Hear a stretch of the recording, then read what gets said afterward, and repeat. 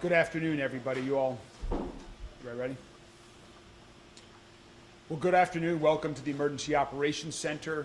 We have several folks here today that are going to give an update overnight, just what's happened in terms of the recovery from the severe weather that we had earlier this week. And most importantly, we're going to focus on what's going on now, what's expected over the days ahead, and what you can do to remain safe. We are expecting this extreme weather event to continue. This is incredibly serious. We want everyone to be safe.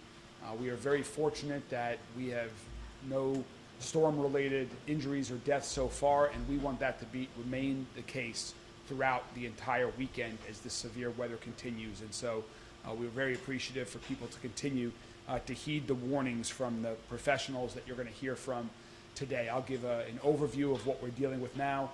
You'll hear from Tony Parrott, the Executive Director of MSD, Jody Myman, Executive Director of our Emergency Management Agency, and Major Arnold Rivera from Louisville Metro Police Department. In terms of just the damage that was suffered as a result of the likely tornadoes that hit the J-Town and Middletown area earlier this week, the damage assessment teams are wrapping up their work today. We're very thankful that we had 40 volunteers from the J-Town area that joined our emergency management crews to help track and tally all of the damage that hit J-Town and Middletown earlier this week. We continue to work closely with the city of J-Town and the city of Middletown in those recovery efforts. And again, if you sustain damage as a result of that, please call 311 so that we're sure we have that information. What we're dealing with right now in terms of the rains that have continued since those severe winds earlier this week, we are dealing with some flooding issues already in the city. Over the past 24 hours, the Louisville Fire Department has sent 4 operations out to rescue individuals that have been stranded, including one true water rescue last night on Oak Street. You can see right here to my left, that's a picture that was taken earlier this morning on Frankfort Avenue. That's somebody that did not heed the warnings, that drove through clearly standing water. We are here to advise everyone, do not do what this individual did this morning. If you're driving over the coming days, today, tomorrow, Sunday, and you see water in the roadway, turn around. This is incredibly serious. You do not want your car to be stuck, but even worse, you do not want to be injured. You do not want to risk your life. Please turn around if you see any standing water, and we'll get more to that as we come up. In terms of the forecast, the reason that we are calling this such an extreme weather event is because, notwithstanding all the rain that we have already had, we're expecting another 4 to 6 inches of rain over the next 48 hours. That is a significant amount of rainfall at any time, particularly on top of all the rain that the city has already received over the last few days. There is a slight risk for severe weather and winds over the coming days, but the biggest issues that we're focused on right now are mostly all related to rain, with the heaviest rain expected all day tomorrow on Saturday, and then we're expecting the rain to stop on Sunday. So what this means is there are several types of flooding that the city is at risk of. One is certainly flash flooding, where things can be moving quickly because of the tremendous amount of rain that we will be getting, and also creek beds all across the county, low-lying areas. That is where we're going to see a significant amount of flooding. And even if the rain stops, the water will continue to rise after the rain has stopped. So please continue to use caution during breaks in the weather, as well as on Sunday when we expect the rain to end. It still may continue to rise. Another big issue for flooding is going to be the Ohio River. So we have a lot more information today than we did yesterday about the Ohio River. And we expect, as of right now, you can see it's online, there's a chart that shows the Ohio River crest. It's expected to crest right now on Wednesday at 35.5 feet in the upper pool.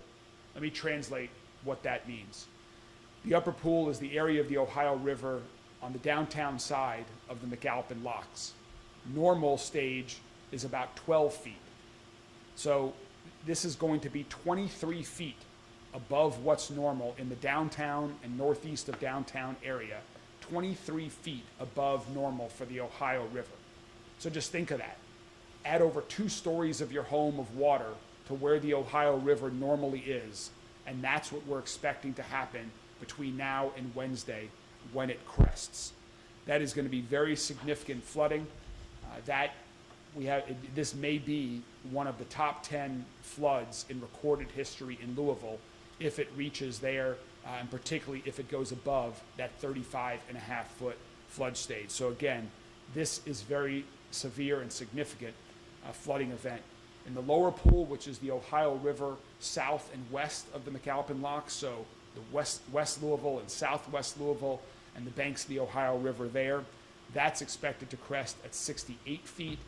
That is much, much, much higher than is normal in the lower pool of the Ohio River. So again, there is significant flooding risk also in west and southwest Louisville.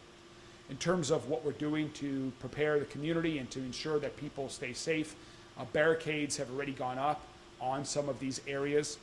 The 3rd Street ramp off of the highway downtown will close at some point in time here as flood waters continue to rise on River Road at 3rd Street. Our public works team is working right now, as is MSD, LMPD, the fire department. Everybody is working in real time. So barricades will go up quickly, and there will not be any type of initial pre-notification.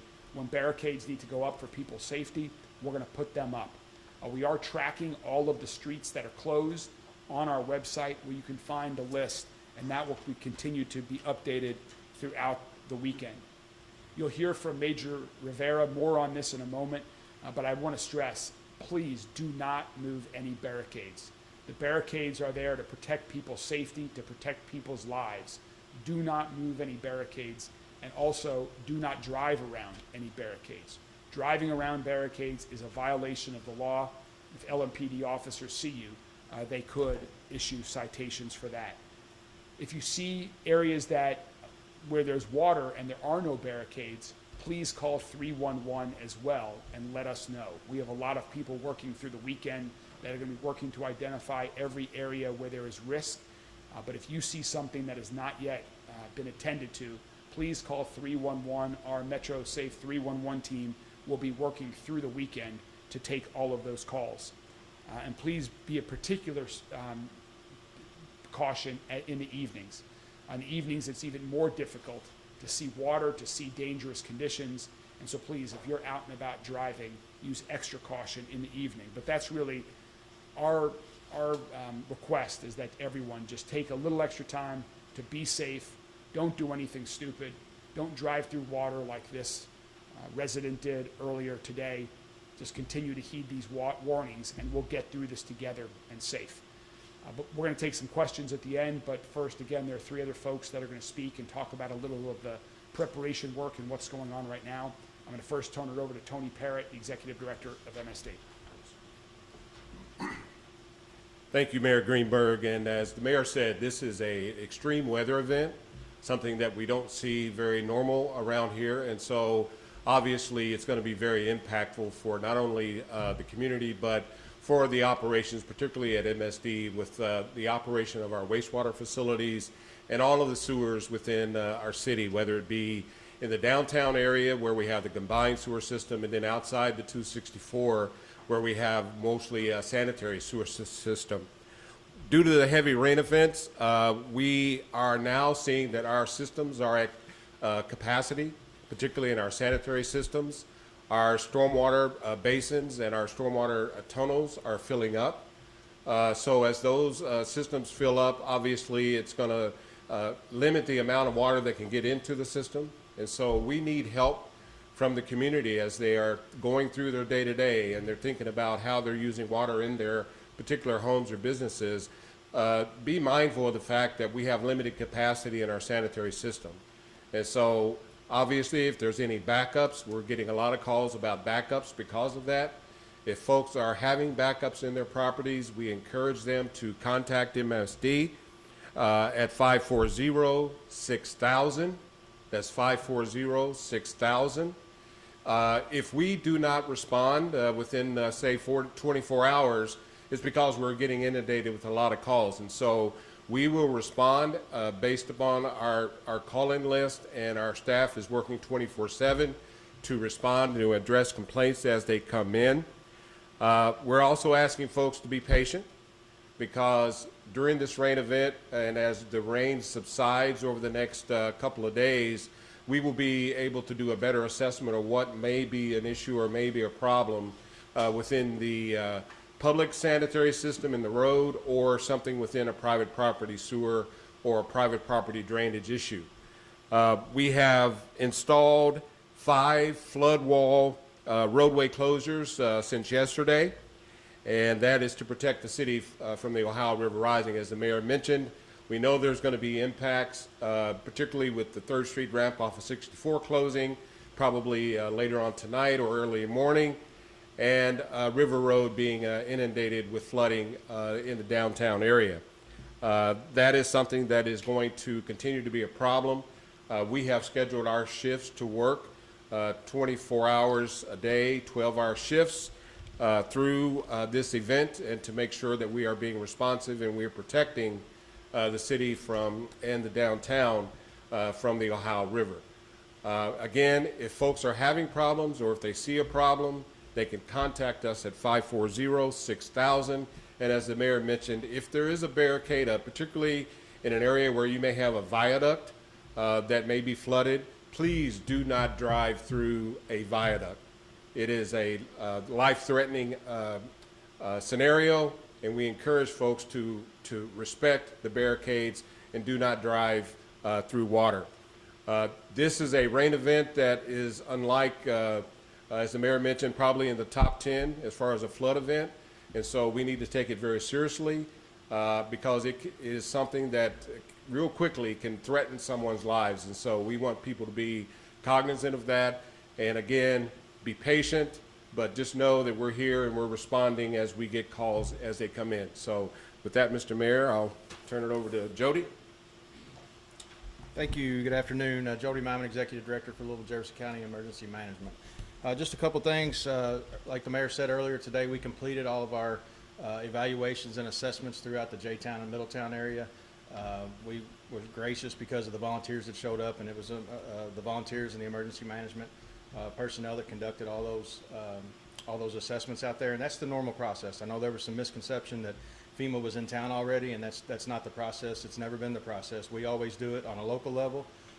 They put it in the system to go to the state level, and then that's in there to take a look and evaluate the potential for any kind of assistance later that may come. So we're very gracious for the people that came out and helped us out there today, because we were able to get it done very, very quickly. I know there's been some concerns as well about our dams in our city parks. We've been working with Parks and Recreation, and they've done a good job going out and evaluating the dams that are in our parks and the lakes that are in our parks, and evaluating them on a daily basis, sometimes a couple times a day, especially our high hazard dams, to make sure that there's not any problems with that. And they've already got a contractor scheduled to come in post storm and post event to take a look and do an evaluation to see if there was anything affected with that. And then the biggest thing, like you're going to hear over and over again, is prepare now. You know, if you live in a flood-prone area, we've tasked our public safety workers to go out and look in their jurisdictions at flood-prone areas, see how they are now, and evaluate them throughout the day today, and then so we can put resources and allocate resources to these places, you know, throughout the weekend in case we have some problems. But plan today. You know, we don't want anybody to wait too late to try to get out of an area. One, we don't want to have to come and get you with a boat, and two, we don't want you to try to get out at the last minute and get caught in floodwaters. You know, that's not a good situation at all. So, you know, please plan today on what you could potentially have to do if you have to get out because of flooded roads, flooded yards. You know, you've got creeks that come out of their beds. You know, and know where you're going to go. You know where you can, you know, family and friends, and you know, we have places that are established. They're not established. They're not opened yet, but we have places that we can open up in the case we have to set up shelters. We've got mass transit that we can establish if we have to do that with our ESF1 partners. So, like I said, if it comes to that, we have that established and we can set that up. So, you know, plan today. This is a serious event. You know, we don't want anybody to get hurt, and also remember, when the rain stops, it doesn't mean the danger's over. Make sure that, you know, you're still watching the water, because it's got to go somewhere, and the water could continue to rise even throughout your house, you know, in the days to come afterwards. So, you know, stay safe, listen to the alerts, sign up for Lens Alert, and, you know what's going on with your surroundings. Thank you. Good afternoon. I'm Major Arnold Rivera with the Louisville Metro Police Department Special Operations Division. Just kind of want to reemphasize what the mayor and Director Myman have repeatedly stated. When barricades are put in place, those are traffic control devices. Those are there to prevent the needless loss of life. It is one thing to accidentally wander into water. It is another thing to make a conscious decision and deliberately disregard a traffic control device, putting yourself in danger, any of your passengers in danger, and any first responders. That is a violation of the traffic law, and we have directed our folks to handle that accordingly. We are prepared to respond as necessary to assist all of our agency partners with any of the flood emergencies that happen. But please, if it is not necessary for you to travel, heed the warnings and do not do so. If you do, have a plan and make sure that you're paying attention to the roadways and the conditions as you travel there. Do not take unnecessary risks and put other first responders' lives in danger, or your family or friends that are traveling with you needlessly. Thank you very much, Major Rivera. Thank you, Director Myman, and Mr. Parrott as well. You know, to sum up, just a few final things. In addition to Louisville Fire Department being on scene here in Louisville, they also have deployed a swift water rescue team to Casey County and Liberty, Kentucky, to assist them with their emergency response efforts. Their team there is on standby with the Liberty Fire Department. This will not impact the fire department's ability to serve our community as well. But again, we want to be good neighbors and partners with other folks throughout the entire Commonwealth of Kentucky that are dealing with severe weather and responses. Throughout the weekend, you can continue to follow along on all of our social media channels to stay up to date. We'll continue to keep the community updated. And also, I'm sure there'll be a question about Thunder over Louisville, which is planned for a week from tomorrow. We are in constant contact with Matt Gibson and his team at the Kentucky Derby Festival. We're all focused on getting through this weekend safely. We're monitoring all the things that go into pulling off Thunder over Louisville a week from Saturday. And so we'll have more to say about that depending on what actualizes with the weather, with the flooding, with lots of different variables on Monday. But we will remain in touch with the Kentucky Derby Festival. So again, to sum up before we take questions, if the projections hold, we expect that this will be one of the 10 largest flood events in Louisville, Kentucky's history. That is extreme weather. That may create dangerous situations. So please listen to these warnings, be cautious this weekend, and stay safe. And with that, we're happy to answer any questions. Yes. So how do we, when we're anticipating this flooding, how do we compare it to past floods in the past? Like, I think I saw somewhere that like the gates were closing for the first time since 2018. Do we compare it to 2018? Do we compare it to 1933? Just to give people an understanding of how that is. So a few comparisons, Jody or Tony might have some others, but for example, in February, there was flooding along River Road and downtown as a result of the Ohio River coming up in February of this year. We're expecting the crest of the Ohio River to be over 5 feet higher than what we saw just earlier this year in February. If these projections hold with the Ohio River, this will be at or above where we were in 2018 from downtown north, and it will be higher for the lower pool, which is the west and southwest portions of the city. It will be higher than that compared to the 2018 flood. Yes. Mayor Greenberg, for the people that you're encouraging to call 311 to report damage, is there a certain threshold of damage they should see to report that? I mean, because it's a wide range of what people Sure. sustain. Well, the two areas that we want people to call 311 for, one is if you sustain damage from in J-Town or Middletown earlier this week as a result of the likely tornado that was in our community, we want to keep a list of all of that damage. So that's one.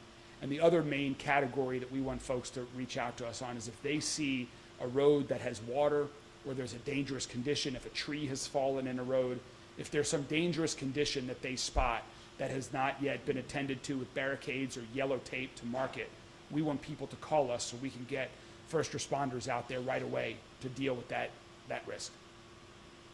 For MSD, can you talk a little bit about, you guys pushed out to asking people to limit their water use, washers, dryers, washers, and things like that. If you could just touch on that, please. Yeah, primarily in areas that are on our sanitary sewer system, which is primarily most of the areas outside of the Waterson.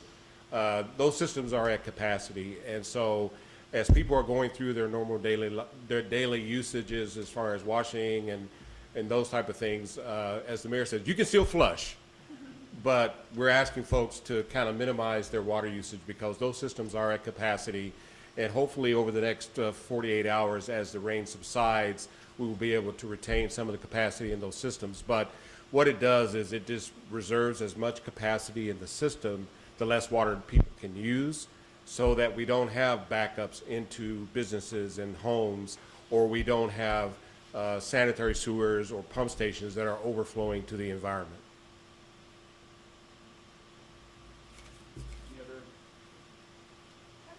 Chief O'Neill, if you could talk a little bit about the water rescue on Oak Street that the mayor had mentioned, how that went, what the situation was. So that came in at 9th and Oak Street at about 11 o'clock last night.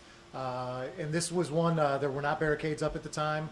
But this is what you really have to think about when you're going under a viaduct, especially to be extremely cautious at night, because I have no doubt this person did not, like, irresponsibly just decide she was going to drive through the water. She didn't realize. And as you're coming on, you might not, it makes it seem as if you're going over a flat road, especially in low light. It just appears like it's part of the road. And so she ended up driving just straight into the water. It incapacitated the car.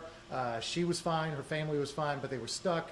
So we were able to deploy just a small boat to get to her and the family and get them out of there. So there wasn't no injuries or anything like that, but it really just exemplifies the danger, especially if it's dark. I'm going to echo what Abel said. If you don't have to get out and go anywhere, don't. Is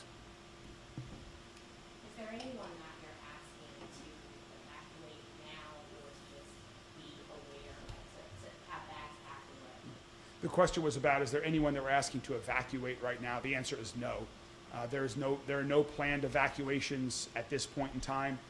If folks know that they live in low-lying areas and they've experienced flooding in the past, it's reasonable to expect that there'll be similar or worse flooding over the coming days here, but we do not have any evacuations planned at this point. Do we anticipate mass rescues The- possibly from this flood? The question was, do we anticipate mass rescues? We hope not. If everyone listens to the warnings and uses caution, we're hopeful that all of our first responders with LMPD, with the fire department, that they can continue to do what they like to focus on, and that they're not necessary, but we're prepared if necessary. Any other questions? All right, well, we will all continue to keep everyone updated. Please continue to check for road closures and any other information we'll continue to get out on our website and through all of our social media channels. And again, please, everyone throughout the city, please continue to use caution and be safe this weekend. Thank you all very much.